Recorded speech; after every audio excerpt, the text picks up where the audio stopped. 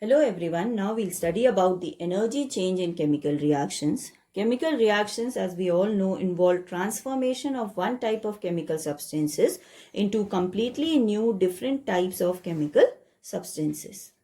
Chemical change or chemical reaction is always associated with certain change in energy.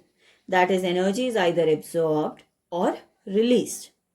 This is mainly because of the difference in the energy of the reactants and products.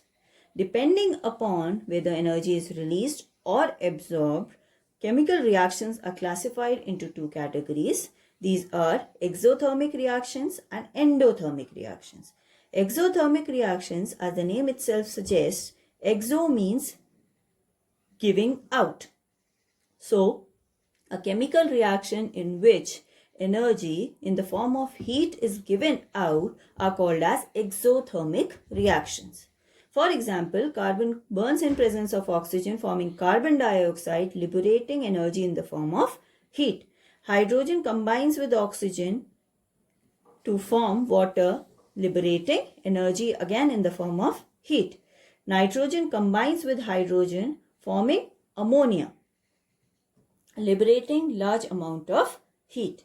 Now, in all of these reactions, energy of the reactants is always greater than the energy of the products. So, the surplus energy is always released or given out. Combustion of fuels, if we talk about, methane burns in presence of oxygen, forming carbon dioxide and water, liberating large amount of energy in the form of heat and light.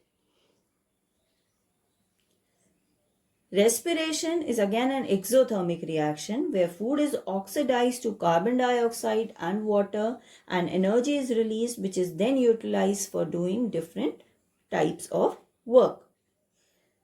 Endothermic reaction, endo means taking in.